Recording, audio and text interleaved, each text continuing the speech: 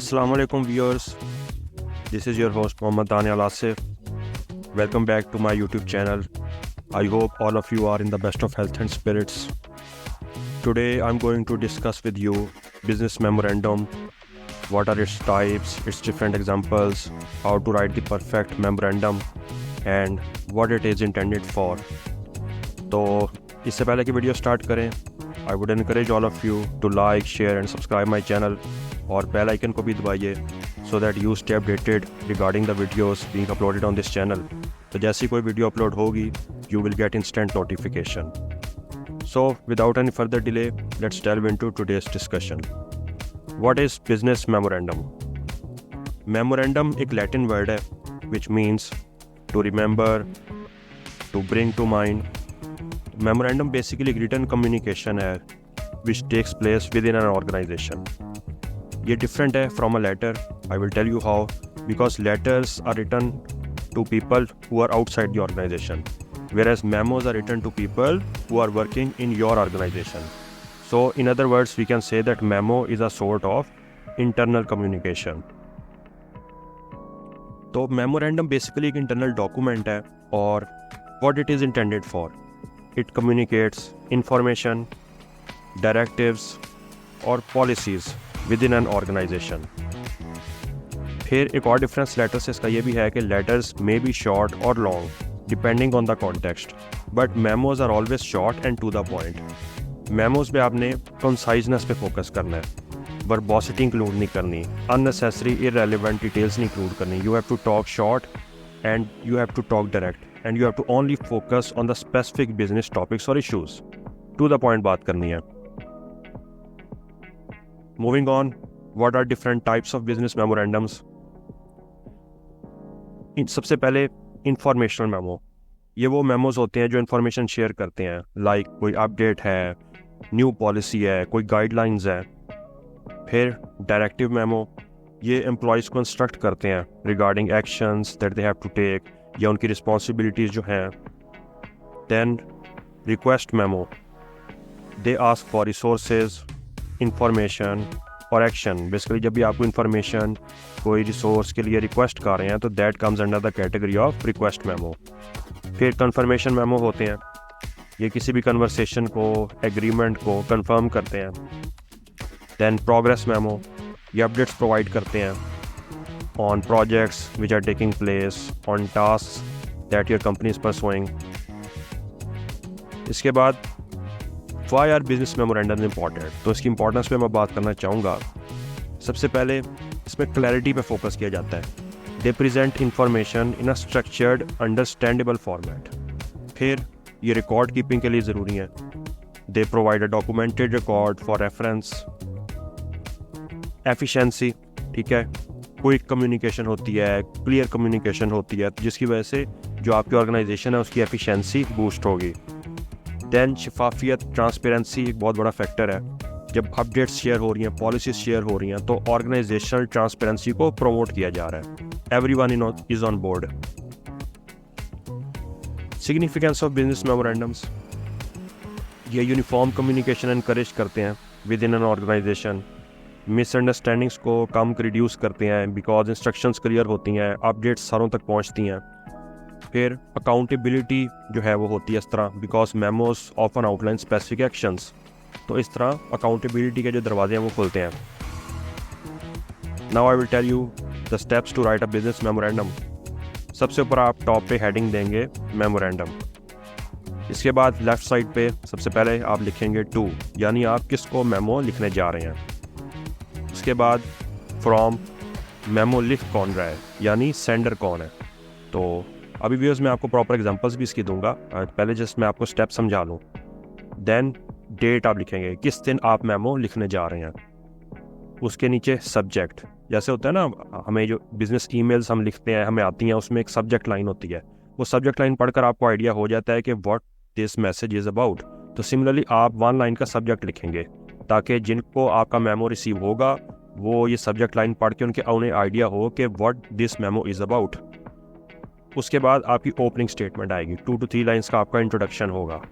उसके बाद आपका मेन कंटेंट, जिसको आप बॉडी पैराग्राफ भी कह सकते हैं, इसमें आप जो है वो जो इंपॉर्टेंट डिटेल्स हैं सारी कंसाइज वे में टू द पॉइंट जो है वो इन्फॉर्मेशन इंक्लूड करेंगे।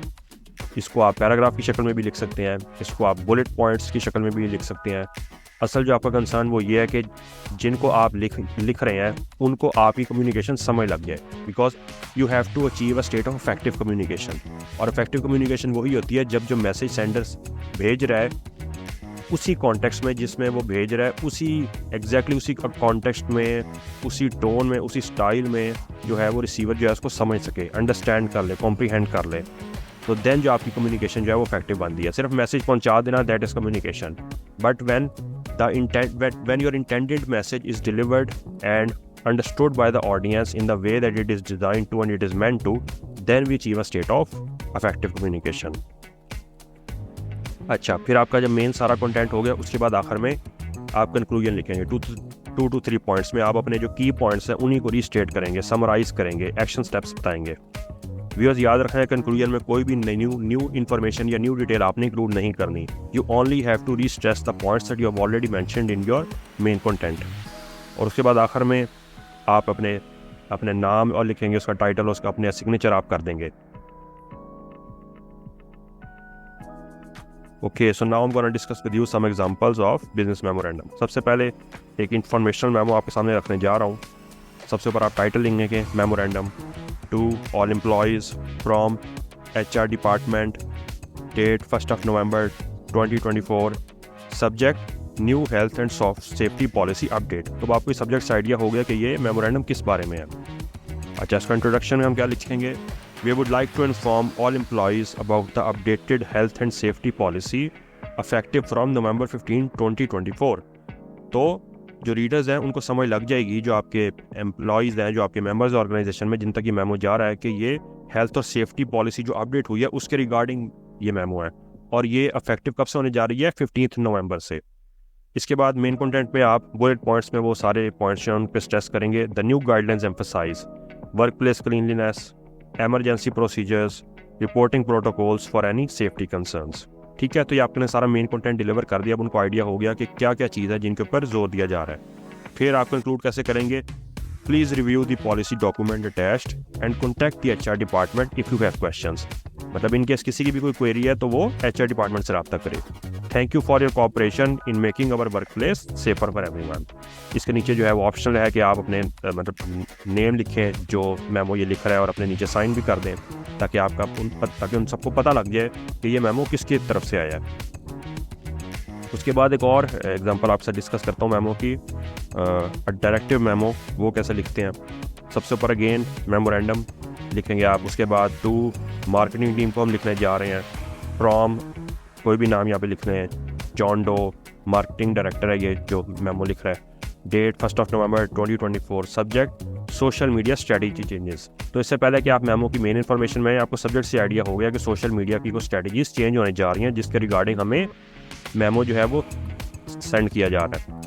This memorandum is intended to inform the marketing team regarding the social media strategy changes that are being implemented. अब ये 2 लाइन की इंट्रोडक्शन से टोन सेट हो गई है, उनको पता लग गया है कि सोशल मीडिया की स्ट्रेटजी चेंज होने जा रही है और जो चेंजेस नई इंप्लीमेंट होने जा रही हैं उनके रिगार्डिंग जो इन्फॉर्मेशन है जो मार्केटिंग टीम को पहुंचानी है, उस पर्पज़ के लिए ये मेमो लिखा जा रहा है। नाउ द मेन कंटेंट, उसमें आप क्या करेंगे? आप सारी इन्फॉर्मेशन इंक्लूड करेंगे कि क्या क्या चेंज होने जा रहा है।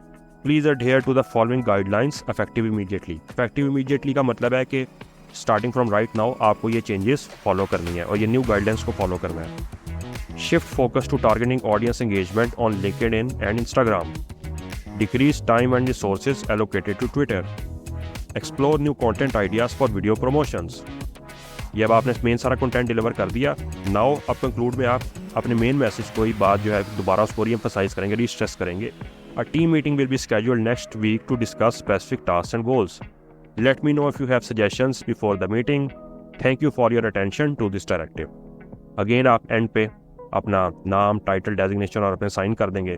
तो व्यूअर्स ये कुछ एग्जांपल्स आपके साथ डिस्कस करने का मकसद ये था कि आपको एक तो आइडिया हो कि मेमो लिखते कैसे हैं, और सिर्फ स्टेप्स आपको समझाना मकसद नहीं था, बल्कि एग्जांपल्स के साथ आपको ये भी बताया कि ये इस तरीके से जो है ये मेमोज लिखे जाते हैं।